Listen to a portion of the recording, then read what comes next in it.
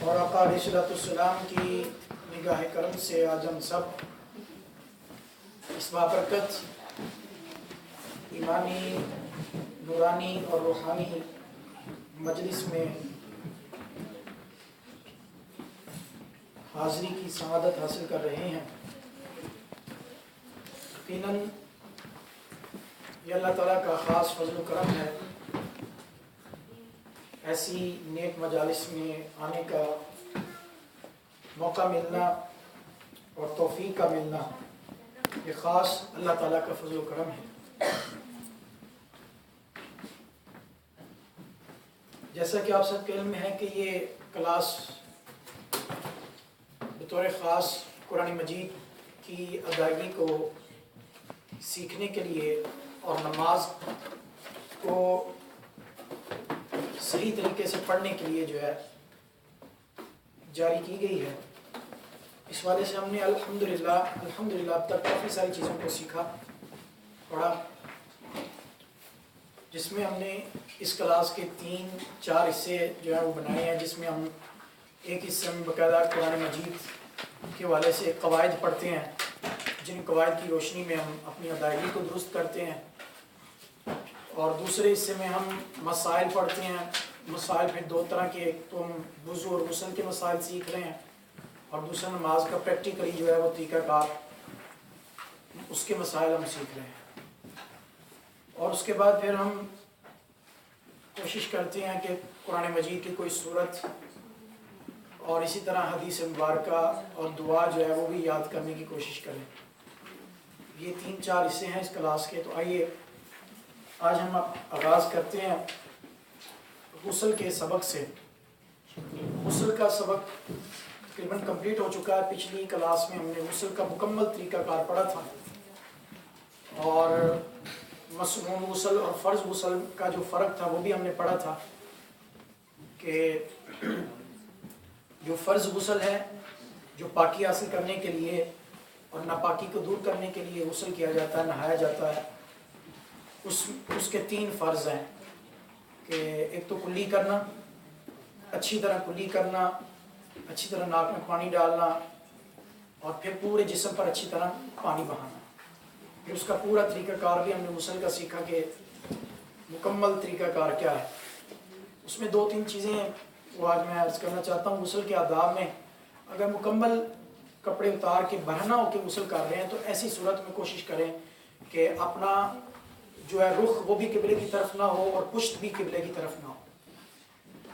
جس طرح استنجا کرتے وقت جو ہے بیت الخلاء قضائے حاجت کے وقت جو ہے یہی حکم ہے کہ آپ قضائے حاجت کے وقت نہ آپ کا رخ جو ہے قبلے کی طرف ہونا چاہیے، خانہ کعبہ کی طرف ہونا چاہیے، نہ آپ کی پشت جو ہے وہ قبلے کی طرف ہونا چاہیے۔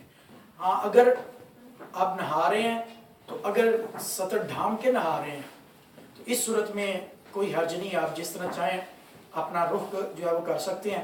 لیکن اگر مکمل برہنہ ہو کے آپ غسل کر رہے ہیں تو اس میں پھر حکم یہ ہے کہ اپنا جو ہے رخ جو ہے وہ قبلے کی طرف نہ کریں۔ آداب یہ ہے۔ غسل کا باقاعدہ پورا طریقہ کار ہم سیکھ چکے ہیں، میں دوبارہ ریپیٹ اس لیے نہیں کرنا چاہ رہا۔ آج میں آگے ہم اگلا سبق پڑھنا چاہتے ہیں۔ تو غسل کا جو اگلا سبق ہے وہ یہ سبق ہے کہ جب انسان پر غسل فرض ہوتا ہے، اس صورت میں انہیں کون سی چیزیں اس پر حرام ہے اور کون سی چیزیں اس پر جائز ہیں، یہ آج ہمیں سیکھنا ہے۔ کہ جب اس پر غسل فرض ہوتا ہے، وہ جنابت کی حالت میں ہوتا ہے، ناپاکی کی حالت میں ہوتا ہے، تو وہ کیا کام کر سکتا ہے اور کیا کام نہیں کر سکتا، دین کے حوالے سے بات ہو رہی ہے۔ تو اس میں سب سے پہلے ذہن میں رکھیں، غسل جس پر واجب ہوتا ہے اس کے لیے قرآن مجید کو چھونا حرام ہو جاتا ہے۔ قرآن مجید کو دیکھ کے پڑھنا بھی حرام، قرآن مجید کو زبانی پڑھنا بھی حرام، قرآن مجید کو سننا بھی حرام۔ اس حالت میں وہ قرآن مجید پڑھ بھی نہیں سکتا، سن بھی نہیں سکتا۔ سننا بھی جو ہے وہ جائز نہیں ہے، پڑھنا بھی جائز نہیں ہے، ٹھیک ہے۔ تلاوت قرآن مجید نہ کر سکتا ہے نہ سن سکتا ہے، اس حالت میں ناپاکی کی حالت میں بات ہے۔ اسی طرح مسجد میں آنا ناپاکی کی حالت میں یہ بھی حرام ہے۔ ناپاکی کی حالت میں غسل فرض ہونے کی شکل میں بندہ مسجد میں بھی نہیں آ سکتا، مسجد میں آنا بھی حرام ہے۔ قرآن مجید کو چھونا بھی حرام ہے۔ اب قرآن مجید چھونے کی کئی صورتیں بن سکتی ہیں، اس میں کئی سوالات آپ کے ذہن میں آ سکتے ہیں۔ مثال کے طور پر قرآن مجید غلاف میں ہے تو ہم تب بھی قرآن مجید کو نہیں پکڑ سکتے، ٹھیک ہے، کیونکہ جو قرآن مجید کا اپنا حکم ہے وہی غلاف کا حکم ہے. ہاں الگ سے کوئی کپڑا ہے تو اس کے ذریعے آپ قرآن مجید کو اس حالت میں پکڑ سکتے ہیں. جو کپڑا آپ نے پہنا ہوا ہے اس کپڑے کے ذریعے بھی قرآن مجید کو پکڑنا نہیں. مثلا میں نے یہ پہنا ہے تو اب میں قرآن مجید کو اگر ناپاکی کے حال میں یوں نہیں پکڑ سکتا، کیونکہ یہ کپڑا جو میرے جسم کے ساتھ ٹچ ہے. اس کے لیے الگ سے کپڑا ہونا چاہیے جس کے ذریعے آپ قرآن مجید کو جو ہے وہ پکڑیں، ورنہ جو ہے قرآن مجید کو چھونا جو ہے وہ جائز نہیں ہے. نہ اس کپڑے کے ساتھ جو قرآن مجید کے ساتھ مس ہے، نہ اس کپڑے کے ساتھ جو آپ کے جسم کے ساتھ مس ہے. ٹھیک ہے جی. اور اسی طرح کوئی بھی ایسا کاغذ کا ٹکڑا جس پہ قرآن آیت لکھی ہوئی ہے اس کو بھی چھونا جو ہے وہ حرام ہے، اس کو بھی پکڑنا جو ہے وہ جائز نہیں ہے. اسی طرح اگر آپ دعائیں پڑھنا چاہیں تو دعائیں پڑھ سکتے ہیں. اس حالت میں آپ قرآن مجید کی بھی بہت ساری آیات جو ہیں وہ دعا پر مشتمل ہیں، دعائیہ آیات ہیں. تو آپ تلاوت کی نیت سے نہیں، دعا کی نیت سے قرآن مجید کی آیت پڑھ سکتے ہیں. ٹھیک ہے. مثال کے طور پر ربنا آتنا فی الدنیا حسنہ وفی الآخرۃ حسنۃ وقنا عذاب النار، یہ قرآن مجید کی آیت بھی ہے اور دعا بھی ہے. تو اب دعا کی نیت سے یہ پڑھ سکتے ہیں، تلاوت کی نیت سے نہیں پڑھ سکتے. ٹھیک ہے. اسی طرح سورہ فاتحہ دعا کی نیت سے آپ پڑھ سکتے ہیں، تلاوت کی نیت سے نہیں. کسی کو چھینک آئی تو چھینک آنے کے بعد الحمدللہ جو ہے وہ آپ کہہ سکتے ہیں. ٹھیک ہے. الحمدللہ کہہ سکتے ہیں، اس کا جواب یرحمک اللہ دے سکتے ہیں. اسی طرح درود شریف بھی پڑھ سکتے ہیں، درود شریف بھی پڑھ سکتے ہیں، دعائیں بھی آپ جو ہے وہ پڑھ سکتے ہیں. کوئی پریشانی کی خبر سنی تو انا للہ و انا الیہ راجعون، حالانکہ یہ قرآن کے لفظ ہیں لیکن اس نیت سے کہ یہ دعا ہے، مصیبت کے وقت یہ دعا پڑھی جاتی ہے انا للہ و انا الیہ راجعون، تو آپ یہ دعا مصیبت کے وقت اگرچہ آپ ناپاکی کی حالت میں تو یہ دعا پڑھ سکتے ہیں. اسی طرح یہ تو حکم تھا اس کے لیے جس پر غسل فرض ہے.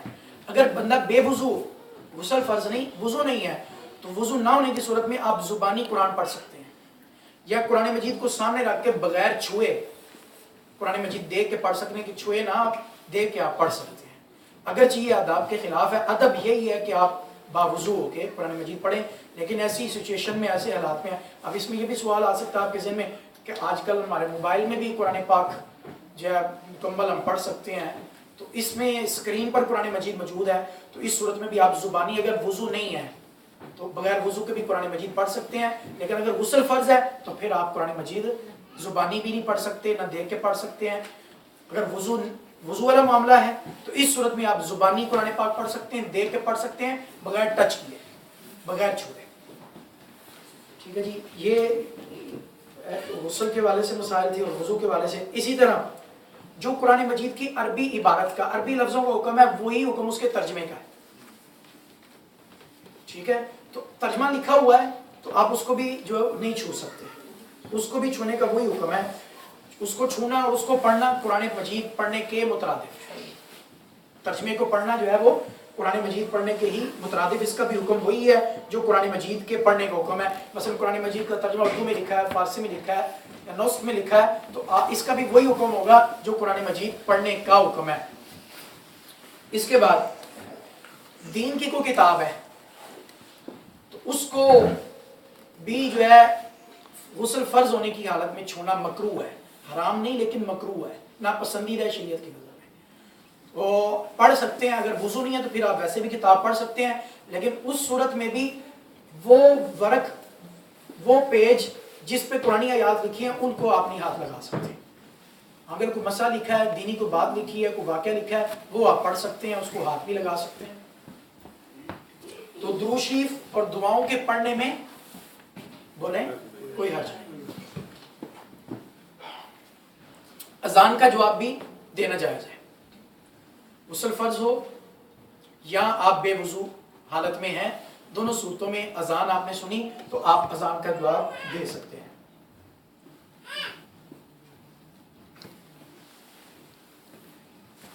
اسی طرح آداب میں ایک ادب یہ ہے، اگر آپ کے پاس مختلف کتابیں ہیں، دینی کتابیں ہیں، قرآن مجید بھی ہے، تو آپ سب سے اوپر قرآن مجید کو رکھیں، اس کے بعد حدیث کی کتاب کو رکھیں. اس کے بعد دیگر آپ کتابوں کو رکھیں.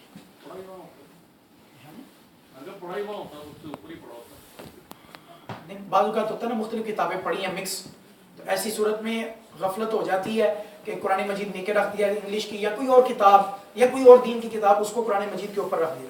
ایسا نہیں ہونا چاہیے. قرآن مجید جو ہے وہ سب سے اوپر رکھنا چاہیے، اس کے اوپر قرآن مجید کے اوپر کوئی اور کتاب نہ ہو. ٹھیک ہے. اس کے بعد دوسرے نمبر پر درجہ آتا ہے حدیث کی کتاب کا، تو قرآن پاک کے بعد حدیث کی کتاب آتا ہے. یہ ویسے آداب ضمن مسئلہ ہو گیا، سامنے لکھا ہو تو میں نے آپ کے سامنے بیان کیا. ہاں جی اب آپ کچھ پوچھنا چاہیں گے؟ وہ آپ نے تلاوت سننا قرآن ٹی وی پہ لگی ہوئی ہے، لائیو ہے یا لائیو نہیں ہے، اس کے بارے میں اس کا بھی یہی حکم، اگر آپ غسل فرض ہے آپ پر تو اس صورت میں آپ قرآن مجید کی تلاوت کو نہیں سن سکتے. تو اگر ویسے بے وضو حالت میں ہے تو پھر آپ سن سکتے ہیں زبان. جی ایک منٹ. ہاں جی اب بات یہ کہ جو آپ اخبار کا آرٹیکل پڑھ رہے ہیں، کوئی کتاب ہے جس میں آیت ہے جس کا ترجمہ بھی ہو، اس کا کیا مطلب؟ ہاں جی اس کو وہ جو قرآنی آیت والا جگہ ہے اس کو نہیں آپ چھو سکتے، ویسے آپ وہ پیج پکڑ سکتے ہیں جیسے میں نے ابھی بیان کیا. ایسی کتاب جو دین کی کوئی کتاب ہے، مسئلوں کی کتاب ہے، تو اس میں آپ اس جگہ کو نہیں ٹچ کر سکتے جس پہ قرآنی آیت لکھی ہوئی ہے، لیکن اس کے علاوہ دوسری جو اوراق ہیں، دوسرے صفحے جو ہیں ان کو آپ پکڑ سکتے ہیں اور پڑھ سکتے ہیں. اگر غسل فرض ہے تو پھر نہیں پڑھیں گے، اگر آپ بے وضو ہیں تو پھر پڑھ سکتے ہیں. ہاں جی کیا 5 سورہ اگر اس میں صرف قرآنی ہی صورتیں ہیں تو پھر آپ رکھ سکتے ہیں، ورنہ نہیں. بس بعض 5 سورہ میں اور بھی چیزیں شامل ہوتی ہیں، تو مثال کے طور پر اس میں صورتوں کے فضائل وغیرہ لکھے ہوتے ہیں اور دیگر مسائل وغیرہ لکھے ہوتے ہیں. تو اس صورت میں بہتر یہ ہے کہ قرآن مجید کو سب سے اوپر رکھا جائے، اس کو نیچے رکھا جائے. اگر اس میں صرف قرآنی ہی آیات ہے اور کوئی عبارت نہیں ہے، کوئی اور تحریر اس میں نہیں ہے، تو پھر اس صورت میں آپ جو ہے رکھ سکتے ہیں. مثال اس طرح آپ سمجھ لیں کہ قرآن مجید کے کچھ پارے ہیں تو آپ وہ قرآن مجید کے اوپر رکھ سکتے ہیں کیونکہ وہ بھی قرآن مجید ہے. تو قرآن مجید کے اوپر قرآن مجید کو رکھنا وہ ٹھیک ہے. یہ غسل کے حوالے سے چند چیزیں تھیں، احتیاط کے جو معاملات تھے وہ میں نے آپ کی خدمت پیش کیے. تو غسل کا بیان آج ہمارا کمپلیٹ ہوا. انشاءاللہ اس کے بعد ہم ہمارا مکمل جو ہے نماز کے حوالے سے ایک ٹاپک ہم انشاءاللہ وہ بھی ذکر کریں گے، تیمم کا. اگلی کلاس میں کوشش کریں گے ہم تیمم کے بیان کو. بعض احباب نے سوال بھی کیا تھا تیمم کے حوالے سے، تو میں نے کہا تھا انشاءاللہ نیکسٹ پھر انشاءاللہ اس میں پورے ٹاپک پہ ہم بات کریں گے. تو آئیے اب ہم اپنے کلاس کے دوسرے حصے کی طرف چلتے ہیں. دوسرا حصہ ہمارا نماز کے حوالے سے، نماز کے مسائل ہم سیکھ رہے تھے. تو نماز کے مسائل میں ہم نے قرات کا بیان کمپلیٹ کیا پچھلی کلاس میں، کہ نماز میں قرآن مجید پڑھنے کا طریقہ کار کیا ہے، فرضوں کی قرات کا طریقہ کار کیا ہے، سنت موقدہ کی قرات کا طریقہ کار کیا ہے، سنت غیر موقدہ کی قرات کا طریقہ کار کیا ہے، اور نوافل نفلوں میں قرات کرنے کا، قرآن مجید پڑھنے کا طریقہ کار کیا ہے. یہ سارا مکمل ہم نے سیکھا. اور اس کے ساتھ ساتھ یہ بھی ہم نے جانا اور سیکھا کہ جب جماعت کے ساتھ نماز پڑھیں گے تو اس وقت جو ہے مقتدی قرآن مجید نہیں پڑھے گا، تلاوت نہیں کرے گا، وہ خاموش رہے گا. اس کو ہم نے پچھلی کلاس میں اچھی طرح سمجھا سیکھا کہ اس پر قرآن آیات بھی ہیں، احادیث مبارکہ بھی ہیں کہ آقا علیہ السلام نے فرمایا کہ جب جماعت کے ساتھ نماز پڑھو تو مقتدی کے لیے حکم یہ ہے کہ وہ خاموش رہے گا. اذا قرأ الامام فانصتوا، جب امام قرآن مجید پڑھے تو پھر مقتدی کے لیے حکم یہ ہے کہ وہ خاموش رہے گا. خواہ وہ نماز فجر کی ہو، ظہر کی ہو، عصر کی ہو، مغرب کی ہو یا عشاء کی ہو، خواہ امام اونچی بات سے قرات کرے یا امام آہستہ آواز میں قرات کرے، دونوں صورتوں میں پیچھے نماز پڑھنے والوں کے لیے، مقتدیوں کے لیے حکم یہ ہے کہ وہ خاموش رہیں گے، وہ قرآن مجید کی تلاوت نہیں کریں گے. اب اس کے بعد اگلا مرحلہ تھا آمین کا. آج ہم آمین کے بارے میں سیکھیں گے. تو آمین کے بارے میں یاد رکھیں، آمین آہستہ آواز میں کہنا سنت ہے. آمین آہستہ آواز میں کہنا سنت ہے. سنت ہے کہ جب امام غیر المغضوب علیہم ولا الضالین کہے تو مقتدیوں کے لیے سنت یہ ہے کہ وہ آمین کہیں، امام بھی اور مقتدی بھی، لیکن اس میں آہستہ آواز سے آمین کہنا جو ہے وہ سنت ہے. اب اس پر